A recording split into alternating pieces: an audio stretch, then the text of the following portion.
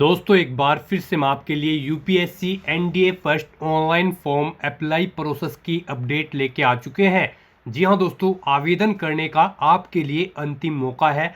आवेदन करने का केवल एक दिन और शेष रह गया है। यहाँ पर लास्ट डेट की न्यू अपडेट आ चुकी है। आवेदन करते समय आपको किन किन बातों का ध्यान रखना होगा, किन किन कारणों से आपके फॉर्म रिजेक्ट हो सकते हैं, ये कंप्लीट जानकारी हम आपको इस वीडियो में स्टेप बाय स्टेप दिखाएंगे। तो आपको यहाँ पर ये गलती करने से बचना होगा जिनके करने से आपके फॉर्म यहाँ पर एक्सेप्ट नहीं किए जाएंगे। तो आपको ये वीडियो शुरू से लेके एंड तक बिना स्किप किए हुए देखनी होगी। इस वीडियो को पूरा देखने पर ही आपके सभी सवाल और डाउट क्लियर होंगे। तो चलिए दोस्तों, बिना कोई वक्त कमाए शुरू करते हैं UPSC NDA first online form 2025 की पूरी जानकारी। जी हाँ दोस्तों, सबसे पहले आपको हमारी वेबसाइट IND-sarkari-naukri.in पर विजिट करना होगा, जिसका लिंक आपको नीचे description plus first comment box में मिल जाएगा। और यहाँ पर आप देख सकते हो यूपीएससी की ओर से एनडीए फर्स्ट एनए फर्स्ट के लिए एग्जाम नोटिफिकेशन जारी कर दिया गया है। 406 वैकेंसीज है army, navy, air force, Naval academy के अंतर्गत। 31 दिसंबर तक आप फॉर्म फिल कर सकते हो। केवल एक दिन और यहाँ पर शेष रह गया आवेदन करने का। आपके लिए अंतिम मौका है यहाँ पर फॉर्म फिल करने का। तो यहाँ पर ध्यान पूर्वक अपना फॉर्म फिल कर लीजिएगा। यहाँ पर 12वीं पास फॉर्म फिल कर सकते हैं। 2 जुलाई 2006 से 1 जुलाई 2009 तक यहाँ पर आपकी आयु सीमा रहेगी। 100 रुपये फीस है। SC/ST फीमेल को फीस जमा नहीं करनी होगी। ऑनलाइन आप ऑल इंडिया से अप्लाई कर सकते हो। upsconline.nic.in पोर्टल से नोटिफिकेशन लिंक पर क्लिक करके आप इसकी PDF डाउनलोड कर सकते हो। यहाँ पर आपको हाउ टू अप्लाई का पूरा प्रोसीजर दे दिया गया है, कैसे आपको फॉर्म फिल करना होगा, फोटोग्राफ सिग्नेचर कितने KB में और कैसे आपको अपलोड करने होंगे, कितने KB में आपको डॉक्यूमेंट्स अपलोड करने होंगे, वैकेंसीज की डिटेल आपकी किस डिफेंस में कितनी रहने वाली है, साथ ही साथ exam centre, exam pattern, eligibility criteria, syllabus और बाकी की कंप्लीट डिटेल आपको PDF में ही प्रोवाइड करा दी गई है। तो अप्लाई करने से पहले आपको ये ऑफिशियल नोटिफिकेशन की PDF पूरा पढ़ना अनिवार्य है। इसको पूरा पढ़ने से ही आपके सभी सवाल और डाउट क्लियर होंगे। PDF रीड करने के बाद में आपको अप्लाई ऑनलाइन लिंक पर क्लिक करना होगा। तो आपके सामने ऑनलाइन का ये पेज ओपन हो जाएगा। यूपीएससी का ये ऑनलाइन पोर्टल है। वन टाइम रजिस्ट्रेशन अगर आपने यहाँ पर पहले से कर रखा है तो आपको यहाँ पर लॉगिन सेक्शन के अंतर्गत ईमेल आईडी, मोबाइल नंबर या फिर OTR ID के थ्रू लॉगिन करना होगा। यहाँ पर ईमेल आईडी फिल करनी होगी, OTP और ये कैप्चा इस बॉक्स में फिल करते हुए लॉगिन कर लेना होगा। लॉगिन करने के बाद आपका डैशबोर्ड आपके सामने ओपन हो जाएगा। वहाँ पर आप एनडीए फर्स्ट के लिए ऑनलाइन फॉर्म फिल कर सकते हो। अगर आपने पहले से रजिस्ट्रेशन नहीं कर रखा है तो आपको न्यू रजिस्ट्रेशन की इस टैब पर क्लिक करना होगा। जैसे आप इस टैब पर क्लिक करोगे तो आपके सामने वन टाइम रजिस्ट्रेशन का ये ऑफिशियल ऑनलाइन पोर्टल ओपन हो जाएगा। यहाँ पर आकर आपको सबसे पहले अपना नाम एंटर करना है, अपनी 10th की मार्कशीट के अकॉर्डिंग उसे वेरीफाई कर लेना है एक बार फिर से एंटर करके। उसके बाद यहाँ पर आपसे पूछा गया है कि क्या आपने कभी अपना नाम चेंज किया है। अगर किया है तो यस करें और फिर अपना चेंज नेम यहाँ पर दें, और अगर नहीं किया है तो यहाँ पर आप नो ऑप्शन सेलेक्ट कर लें। उसके बाद आप यहाँ पर अपना जेंडर सेलेक्ट करें, उसे वेरीफाई करें, अपनी डेट ऑफ बर्थ यहाँ पर आप सेलेक्ट करें। उसके बाद वही डेट ऑफ बर्थ एक बार फिर से यहाँ पर सिलेक्ट करके उसे वेरीफाई कर ले। फिर यहाँ पर आप अपने फादर का नाम एंटर करें और उसके बाद यहाँ पर आपको अपने फादर का नाम भी वेरीफाई कर लेना है एक बार फिर से एंटर करके। उसके बाद यहाँ पर आपको अपनी मदर का नाम एंटर करना है, उसे भी वेरीफाई कर लेना है। फिर आपको यहाँ पर अपना माइनॉरिटी स्टेटस देना है, क्या आप माइनॉरिटी कम्युनिटी के अंतर्गत आते हैं। अगर आते हैं तो यस करें और फिर अपनी माइनॉरिटी ऑप्शन कैटेगरी सिलेक्ट करें, आप कौन सी कैटेगरी में आते हैं, और नहीं आते हैं तो यहाँ पर आपको नो ऑप्शन सिलेक्ट कर लेना है। उसके बाद यहाँ पर आपको अपना 10 डिजिट का मोबाइल नंबर एंटर करना है, अपनी ईमेल आईडी एंटर करनी है। कोई अल्टरनेट मोबाइल नंबर या ईमेल आईडी है तो उसे भी आप एंटर कर सकते हो, नहीं तो इन कॉलम्स को आप खाली छोड़ दें। उसके बाद यहाँ पर आपको अपनी 10वीं क्लास का रोल नंबर एंटर कर देना है। फिर आपसे यहाँ पर एक सिक्योरिटी क्वेश्चन आपको सिलेक्ट कर लेना है। अपनी चॉइस के अकॉर्डिंग कोई भी सिक्योरिटी क्वेश्चन सिलेक्ट करें, उसका आंसर दे। एक और क्वेश्चन आप सिलेक्ट करें यहाँ पर सिक्योरिटी क्वेश्चन 2 सेक्शन में, और उसका भी आंसर आप प्रोवाइड करा दें। उसके बाद यहाँ पर आप ये कैप्चा कोड एंटर करें और फिर सबमिट बटन पर क्लिक कर दें। नेक्स्ट आपको आपने पीछे रजिस्ट्रेशन में जो डिटेल्स प्रोवाइड कराई है उनका पूरा प्रीव्यू शो कर दिया गया है। आपको सभी डिटेल्स चेकआउट करनी है।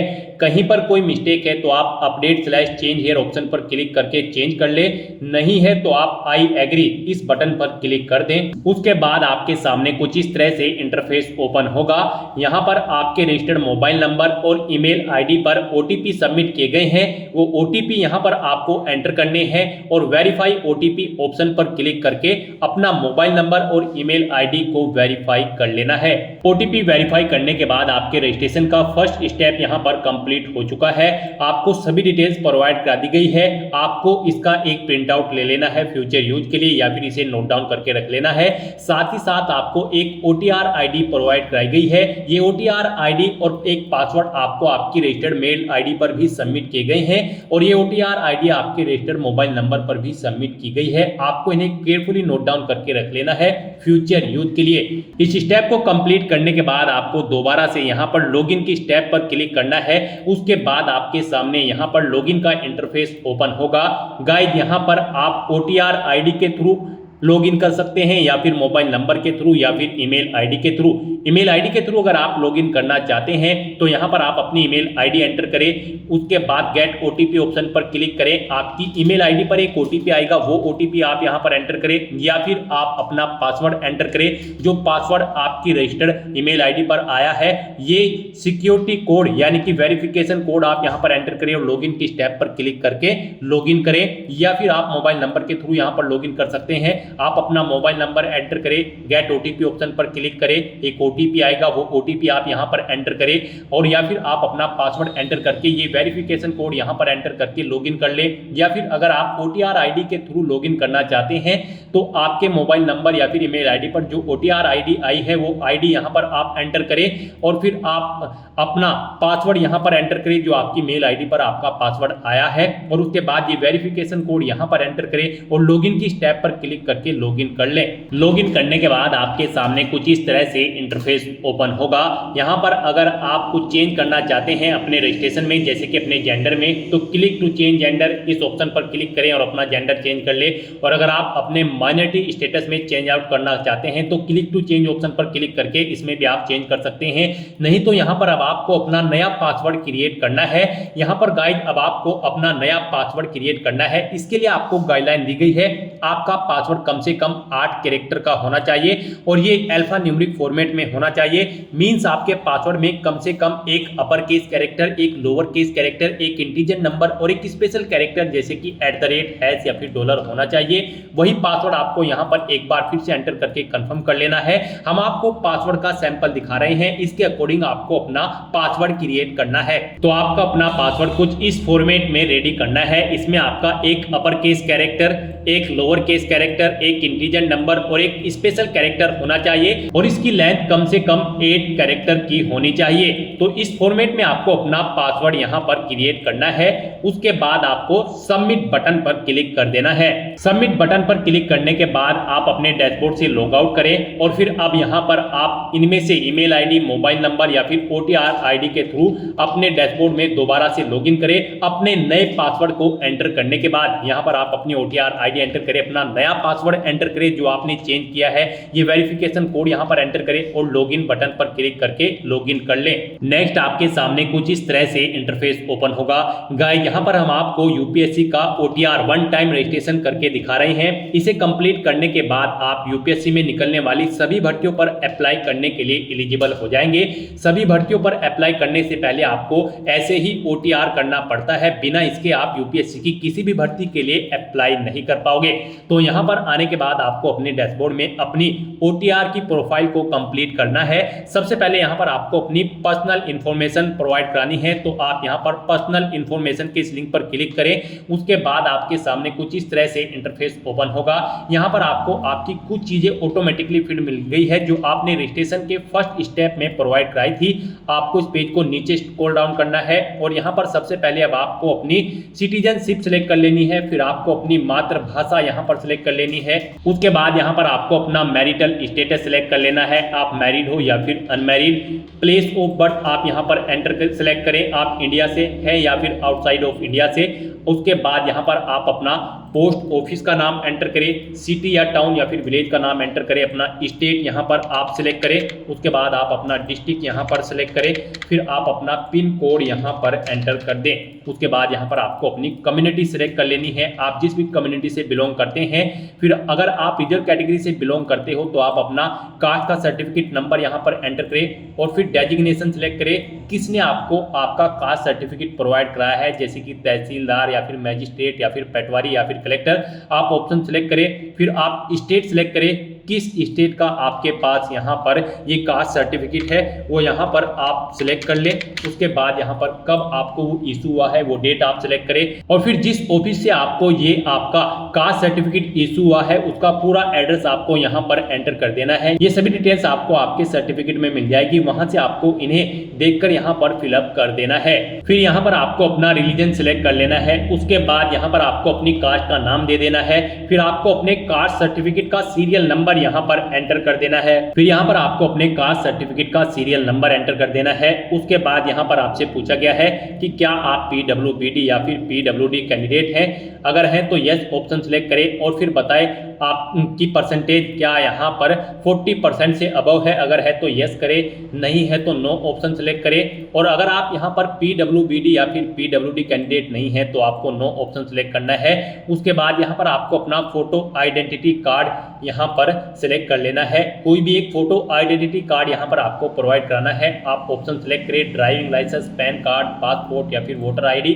उसके बाद उसका नंबर आप यहाँ पर एंटर कर दें। फिर यहाँ पर आपसे पूछा गया कि क्या आप पीएच या फिर पीडब्ल्यूबीडी कैंडिडेट हैं और यहाँ पर आप यूपीएससी के पहले के किसी एग्जाम में पार्टिसिपेट कर चुके हैं, अगर कर चुके हैं तो यस करें और फिर उसकी डिटेल दें, उस जैसे कि एग्जाम का नेम, उसका ईयर और अपना रोल नंबर आप यहाँ पर प्रोवाइड कराएं। और अगर आपने यूपीएससी के किसी भी एग्जाम में अब से पहले पार्टिसिपेट नहीं किया है तो यहाँ पर आपको नो ऑप्शन सिलेक्ट करना है। उसके बाद यहाँ पर आपसे पूछा गया है कि क्या आप अपनी पर्सनल इंफॉर्मेशन को यहाँ पर अवेलेबल कराना चाहते हैं, तो यहाँ पर आपको यस ऑप्शन सिलेक्ट कर लेना है।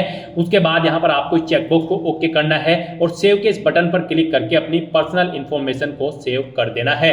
इस तरह से आपकी पर्सनल इंफॉर्मेशन यहाँ पर सेव हो जाएगी। इसके सामने आपको ओके का ग्रीन कलर का टिक मिल जाएगा। अब यहाँ पर आपको अपना एड्रेस इंफॉर्मेशन प्रोवाइड करानी है। एड्रेस इंफॉर्मेशन के इस लिंक पर क्लिक करें। उसके बाद आपके सामने कुछ इस तरह से इंटरफेस ओपन होगा। अब यहाँ पर आप अपना कोरोस्पोंडेंस एड्रेस एंटर करें। उसके बाद आप अपना परमानेंट एड्रेस यहाँ पर एंटर कर दें और अगर आपका परमानेंट एड्रेस आपके कोरोस्पोंडेंस एड्रेस के अकॉर्डिंग सेम है तो यहाँ पर click here if your permanent postal address is same as correspondence address. आप इस चेकबॉक्स पर ओके कर दें। ऑटोमेटिकली आपका परमानेंट एड्रेस आपके कोरोस्पोंडेंस एड्रेस के अकॉर्डिंग फिल हो जाएगा।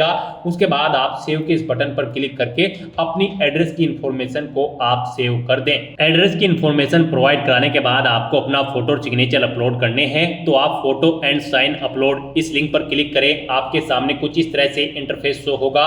यहाँ पर आपको दी गई गाइडलाइंस के अकॉर्डिंग अपना फोटो और सिग्नेचर अपलोड करने हैं।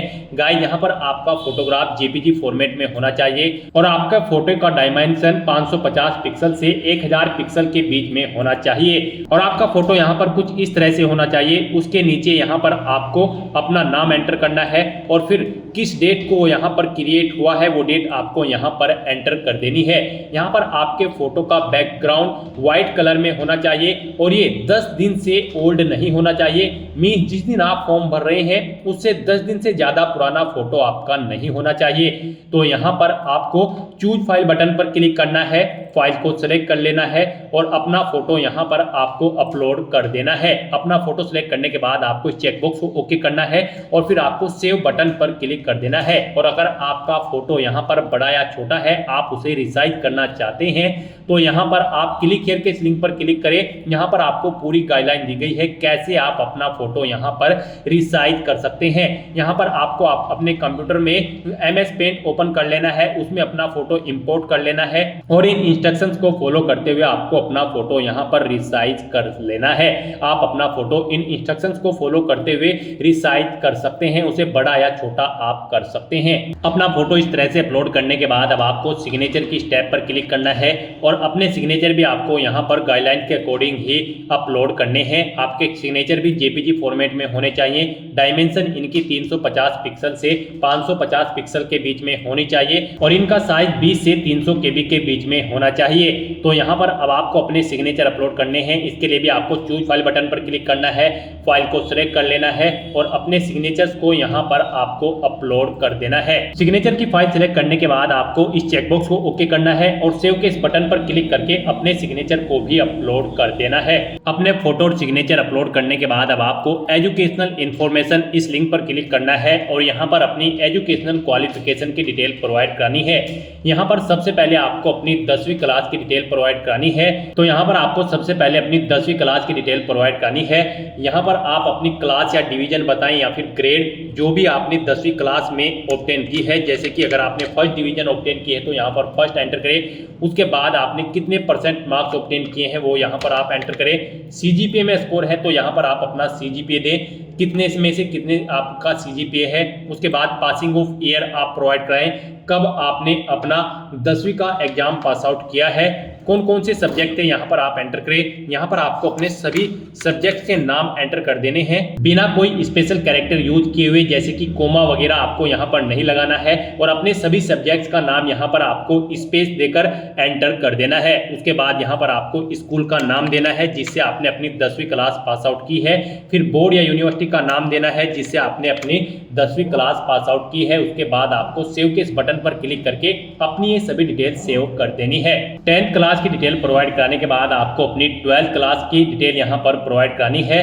तो यहाँ पर आप अपनी 12th आपने अगर कंप्लीट कर ली है तो कंप्लीटेड ऑप्शन सेलेक्ट करें और फिर उसकी डिटेल दें। और अगर आप यहाँ पर अपियर्ड है तो यहाँ पर आप अपियरिंग ऑप्शन सेलेक्ट करें। उसके बाद यहाँ पर कोई डिटेल आपको प्रोवाइड नहीं करानी है। तो यहाँ पर अगर आप अपनी 12th कंप्लीट कर चुके हैं तो आपको कंप्लीटेड ऑप्शन सेलेक्ट करना है और अपनी 12th की डिटेल को यहाँ पर प्रोवाइड कराना है। यहाँ पर भी आपको सबसे पहले क्लास या डिवीजन बतानी है जो आपने 12th क्लास में ऑब्टेन की है, कितने % मार्क्स आपने ऑब्टेन किए हैं वो भी आपको एंटर करना है। सीजीपीए में अगर स्कोर है तो कितने में से कितने सीजीपीए आपने ऑब्टेन किया है वो यहाँ पर आप एंटर कर दे। ईयर ऑफ पासिंग यहाँ पर आप देख कब आपने पास आउट की है अपनी 12वीं क्लास। फिर यहाँ पर आपको अपने सब्जेक्ट के नेम एंटर करने हैं बिना कोई स्पेशल कैरेक्टर यूज किए हुए, यानी कि कोमा वगैरह आपको यहाँ पर नहीं यूज करना है। बस आपको अपने सभी सब्जेक्ट के नाम यहाँ पर एंटर कर देने हैं।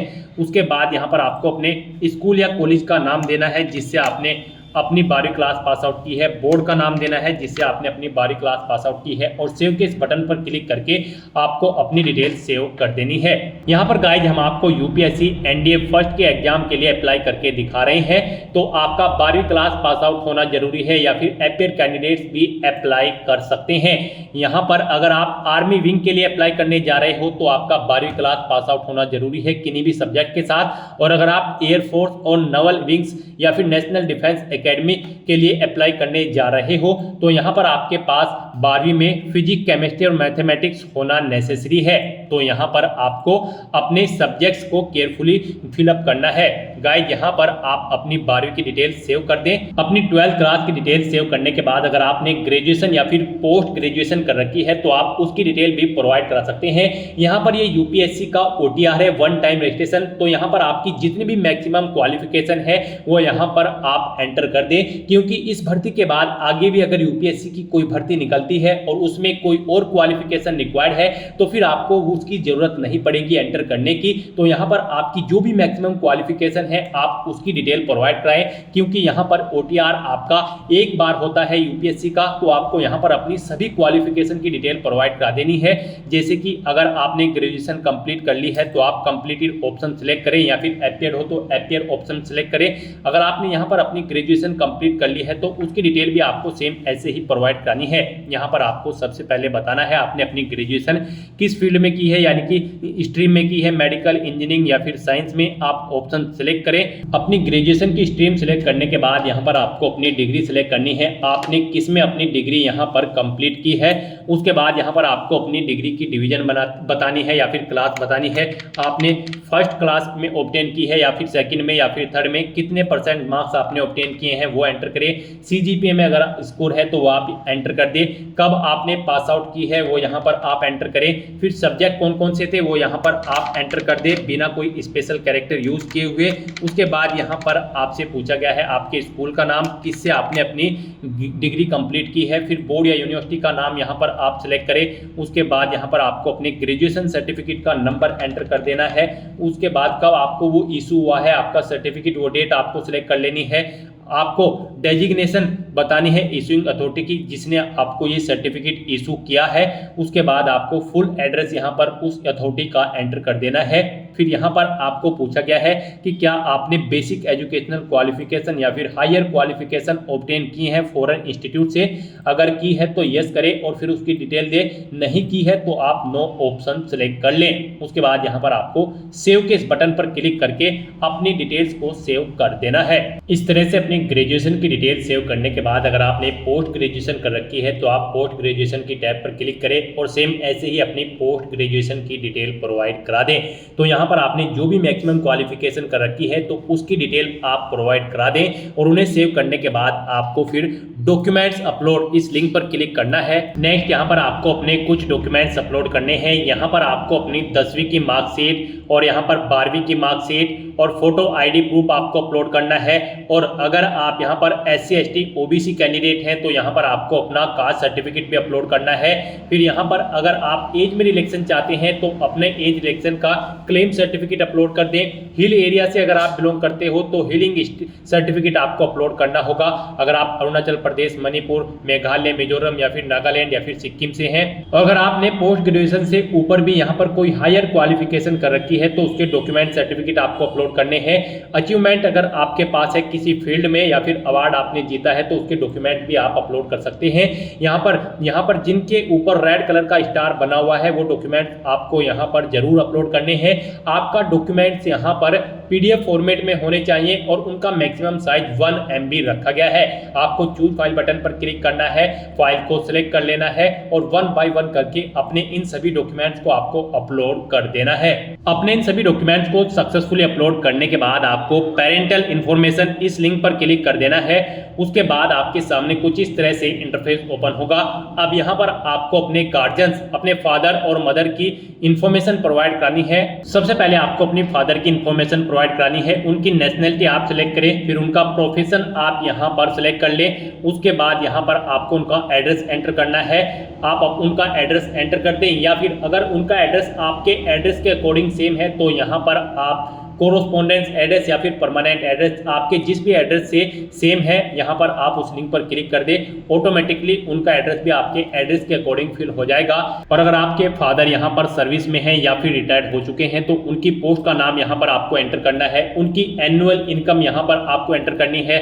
फिर यहाँ पर वो कौन से स्टेट से बिलोंग करते हैं वो स्टेट आपको सेलेक्ट कर लेना है, डिस्ट्रिक्ट सेलेक्ट कर लेना है उनका। और इस तरह से अपनी डिटेल्स फिल करने के बाद आपको सेव बटन पर क्लिक करके अपने फादर की डिटेल को सेव कर देना है। और उसके बाद आपको मदर इंफॉर्मेशन इस टैब पर क्लिक करके अपनी मदर की इंफॉर्मेशन भी सेम ऐसे ही यहाँ पर आपको प्रोवाइड करानी है। मदर की इंफॉर्मेशन में भी आपको सबसे पहले अपनी मदर की नेशनलिटी सेलेक्ट कर लेनी है, उनका प्रोफेशन आपको सेलेक्ट कर लेना है और उनका एड्रेस भी आप यहाँ पर एंटर कर सकते हो। नहीं तो यहाँ पर आप कोरोस्पोंडेंस या फिर परमानेंट एड्रेस या फिर फादर एड्रेस ऑप्शन सेलेक्ट करके इन्हीं का एड्रेस यहाँ पर फिल हो जाएगा जिस भी लिंक पर आप क्लिक करेंगे।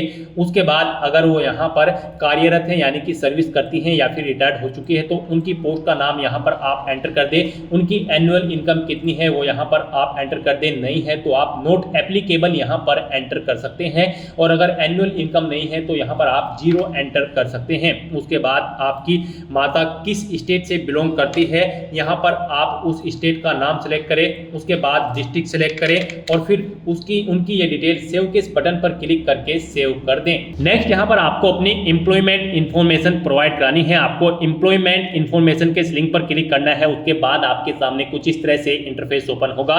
यहाँ पर आपसे पूछा गया है आप सेंट्रल गवर्नमेंट के एम्प्लॉय हैं या फिर स्टेट गवर्नमेंट में आपने सर्विस की है या फिर PSU में या फिर किसी प्राइवेट सेक्टर में या फिर किसी अदर में। आप ऑप्शन सेलेक्ट करें और फिर उसकी डिटेल दें। और अगर आप एम्प्लॉय नहीं है आपको यहाँ पर नॉट एम्प्लॉयड ऑप्शन सेलेक्ट करना है और फिर आपको यहाँ पर नो ऑप्शन सेलेक्ट करने हैं और सेव बटन पर क्लिक कर देना है। इस तरह से आपकी एम्प्लॉयमेंट इंफॉर्मेशन यहाँ पर सेव हो जाएगी। उसके बाद आपको UPSC एग्जामिनेशन इंफॉर्मेशन इस लिंक पर क्लिक करना है। उसके बाद आपके सामने कुछ इस तरह से इंटरफेस ओपन होगा। यहाँ पर आपसे पूछा गया है कि क्या आपको UPSC ने कभी एग्जाम में बैठने से रोका है। अगर रोका है तो यस करें और फिर उसकी डिटेल दे। नहीं रोका है तो यहाँ पर आप नो ऑप्शन सेलेक्ट कर ले। फिर आपसे पूछा गया है कि क्या आप UPSC के प्रीवियस ईयर के एग्जामिनेशन में भी पार्टिसिपेट किए हैं। अगर किए हैं तो यस करें और फिर उसकी डिटेल दे। नहीं किए हैं तो आप नो ऑप्शन सेलेक्ट कर लें। और फिर आपसे पूछा गया है कि लास्ट के कुछ ईयर में आपने सिविल सर्विस एग्जामिनेशन में पार्टिसिपेट किया है और आपको सर्विस या फिर पोस्ट ऑफर्ड हुई है। अगर हुई है तो यस करें और उसकी डिटेल दें, नहीं हुई है तो आपको नो ऑप्शन सेलेक्ट कर लेना है। इस तरह से अपनी डिटेल्स फिल करने के बाद अब आपको सेव के इस बटन पर क्लिक करना है, अपनी इस डिटेल को सेव कर देना है और फिर आपको achievement, prizes, medals and other इस लिंक पर क्लिक कर देना है और यहाँ पर अपनी अचीवमेंट्स की डिटेल आपको प्रोवाइड करानी है।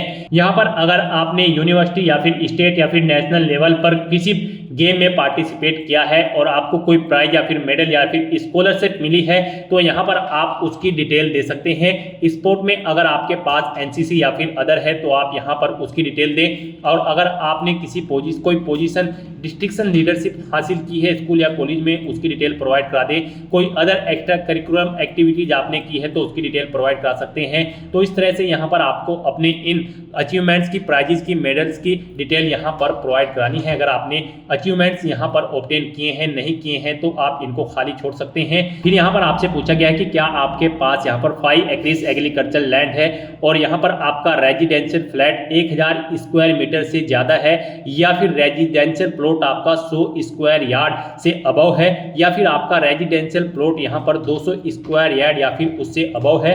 अगर इनमें से कोई भी ऑप्शन है तो आप यस ऑप्शन सेलेक्ट करें, नहीं तो नो ऑप्शन सेलेक्ट करें। फिर यहाँ पर आपको अपनी लैंग्वेज की डिटेल प्रोवाइड करानी है। कौन कौन सी लैंग्वेज आप जानते हैं, जैसे कि हिंदी, और उसे आप रीड, राइट, स्पीक और जो भी जानते हैं यहाँ पर आप ऑप्शन सेलेक्ट करें और फिर एग्जामिनेशन आपने कौन सा पास आउट किया है वो एग्जामिनेशन आप यहाँ पर एंटर कर दें। इस तरह से यहाँ पर आपको अपनी लैंग्वेज की डिटेल प्रोवाइड करनी है। अगर आप एक से ज़्यादा लैंग्वेज जानते हैं तो यहाँ पर ऐड के इस बटन पर क्लिक करें, फिर यहाँ पर आप अपनी दूसरी लैंग्वेज सेलेक्ट करें और उसकी डिटेल दें। इस तरह से अपनी लैंग्वेज की डिटेल आपको यहाँ पर प्रोवाइड करनी है और फिर आपको सेव के इस बटन पर क्लिक करके अपनी ये डिटेल सेव कर देनी है। इस तरह से आपके वन टाइम रजिस्ट्रेशन की प्रोफाइल आपकी कंप्लीट हो जाएगी। यहाँ पर इन सभी ऑप्शन के सामने आपको ग्रीन कलर का ओके का टिक मिल जाएगा।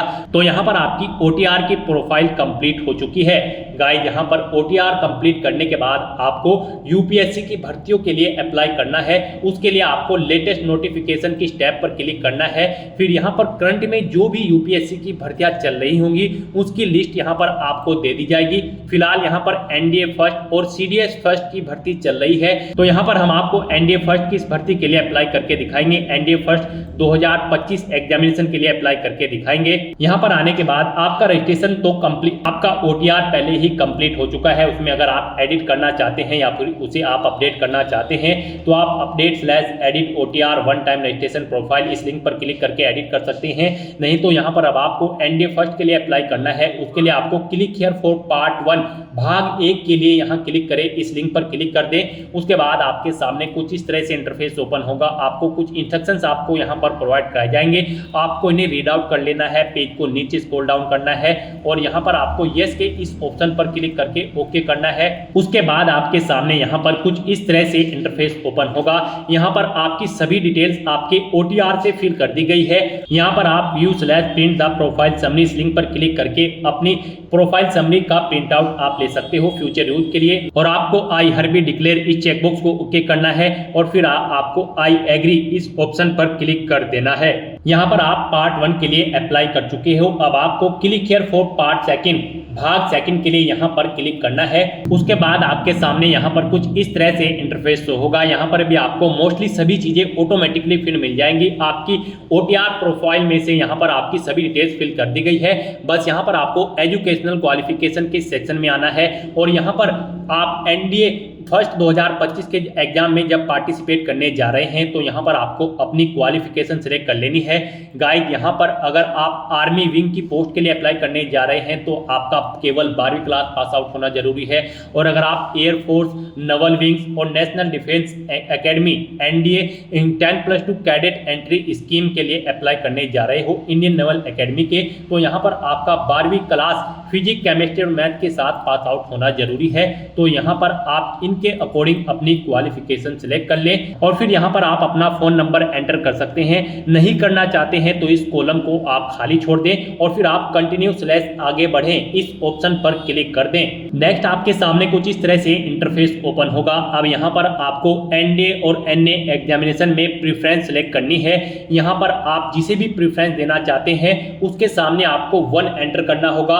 अगर आप आर्मी या फिर नेवी, जैसे कि आप नेवी नौसेना को यहाँ पर फर्स्ट प्रेफरेंस देना चाहते हैं तो उसके सामने आप 1 एंटर कर दें। आर्मी के एग्जाम को आप सेकंड प्रेफरेंस देना चाहते हैं तो इसके सामने आप सेकंड एंटर कर दें। वायुसेना को आप 4th देना चाहते हैं तो 4 एंटर कर दें। और नवल एकेडमी को आप 3rd देना चाहते हैं तो यहाँ पर आप 3rd एंटर कर दें। इस तरह से आपको अपनी प्रेफरेंस यहाँ पर एंटर कर देनी है। आप जिसे भी यहाँ पर प्रेफरेंस देना चाहते हैं उसके सामने आप 1 2 3 4 करके अपनी प्रेफरेंस सेट कर सकते हैं एग्जाम्स की। उसके बाद यहाँ पर आपसे पूछा गया है कि क्या आप कभी वायुसेना की परीक्षा CPSS में या फिर PFT पायल एप्टीट्यूड बैटरी टेस्ट में असफल रहे हैं। अगर रहे हैं तो यस करें और नहीं रहे हैं तो यहाँ पर आपको नो ऑप्शन सेलेक्ट कर लेना है।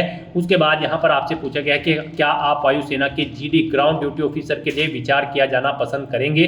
अगर करेंगे तो यस करें, नहीं तो नो ऑप्शन सेलेक्ट करें। फिर आपसे पूछा गया है कि क्या आप सैनिक मिलिट्री स्कूल के विद्यार्थी हैं। अगर हैं तो यस करें, नहीं है तो नो ऑप्शन सेलेक्ट करें। फिर आपसे पूछा गया है क्या आप JCO NCO अन्य रैंक के अधिकारियों के वार्ड हैं और सैनिक मिलिट्री स्कूल के विद्यार्थी हैं। अगर हैं तो यस करें, नहीं है तो नो ऑप्शन सेलेक्ट करें। इन सभी डिटेल्स को फिल करने के बाद आपको कंटिन्यू / आगे बढ़े इस ऑप्शन पर क्लिक कर देना है। कंटिन्यू के ऑप्शन पर क्लिक करने के बाद आपके सामने आपके एप्लीकेशन फॉर्म का पूरा प्रीव्यू शो कर दिया जाएगा। आपको सभी डिटेल्स केयरफुली चेकआउट करनी है। अगर आप अपडेट करना चाहते हैं तो यहाँ पर अपडेट / सुधार के बटन पर क्लिक करके अपडेट कर लें। कहीं पर कोई मिस्टेक है नहीं तो यहाँ पर अब आपको ये कैप्चा कोड एंटर करना है और फिर आई एग्री / मैं सहमत हूँ इस ऑप्शन पर क्लिक कर देना है। नेक्स्ट आपके सामने कुछ इस तरह से इंटरफेस ओपन होगा। आप यहाँ पर भाग सेकंड के लिए भी अपनी पंजीकरण प्रक्रिया कंप्लीट कर चुके हो। यहाँ पर आपका एप्लीकेशन फॉर्म सक्सेसफुली सबमिट हो चुका है NDA फर्स्ट और NA फर्स्ट 2025 के लिए। यहाँ पर अब आपको प्रिंट स्लिप ऑप्शन पर क्लिक करके अपने एप्लीकेशन फॉर्म की स्लिप का एक हार्ड कॉपी प्रिंट आउट ले लेना है फ्यूचर यूज के लिए, फ्यूचर रेफरेंस के लिए। और अब यहाँ पर आपको लेटेस्ट नोटिफिकेशन इस ऑप्शन पर क्लिक करना है। उसके बाद यहाँ पर अपने डैशबोर्ड में आने के बाद आपको centre selection and agreeing to declaration इस लिंक पर क्लिक करना है। उसके बाद आपके सामने कुछ इस तरह से इंटरफेस ओपन होगा। यहाँ पर आपको अपना एग्जामिनेशन सेंटर सिलेक्ट कर लेना है। आप अपनी चॉइस के अकॉर्डिंग कोई भी एग्जामिनेशन सेंटर सिलेक्ट करें और फिर यहाँ पर घोषणा पत्र में इन सभी डिटेल्स को रीड करें और फिर आप I have read the declaration and agree इस ऑप्शन पर क्लिक कर दें। उसके बाद आपके सामने कुछ इस तरह से इंटरफेस ओपन होगा और यहाँ पर आने के बाद आपको for application status of national defence academy and naval academy examination first 2025 इस लिंक पर क्लिक कर देना है। यहाँ पर आपको शो कर दिया गया है आपका NDA और NA फर्स्ट एग्जामिनेशन 2025 का एप्लीकेशन फॉर्म सक्सेसफुली कंप्लीट हो चुका है। आपको यहाँ पर पार्ट 1 के नीचे भी स्टेटस कंप्लीट मिल जाएगा, पार्ट 2 के नीचे भी स्टेटस कंप्लीट मिल जाएगा और पार्ट 3 एप्लीकेशन फॉर्म सबमिशन भी आपको यहाँ पर कंप्लीट मिल जाएगा। आपके एप्लीकेशन फॉर्म का स्टेटस आपको यहाँ पर कंप्लीटेड शो कर दिया गया है। आप यहाँ पर व्यू / प्रिंट के नीचे क्लिक हियर के इस लिंक पर क्लिक करके अपने एप्लीकेशन फॉर्म का हार्ड कॉपी प्रिंट आउट ले सकते हो फ्यूचर यूज के लिए, फ्यूचर रेफरेंस के लिए। जैसे ही आप इस लिंक पर क्लिक करेंगे आपके सामने कुछ इस तरह से इंटरफेस ओपन होगा। आप प्रिंट के इस बटन पर क्लिक करें, अपने एप्लीकेशन फॉर्म का एक हार्ड कॉपी प्रिंट आउट ले लें। तो दोस्तों ऐसे आप अपने UPSC NDA फर्स्ट और NA फर्स्ट एग्जामिनेशन 2025 के फॉर्म अप्लाई कर सकते हो बिना कोई मिस्टेक किए हुए। आज की इस वीडियो में बस इतना ही। आई होप ये वीडियो आपको पसंद आई होगी। अगर पसंद आई हो तो इसे लाइक और शेयर करें। चैनल पर नए हो तो इसे सब्सक्राइब कर लें। Thanks for watching.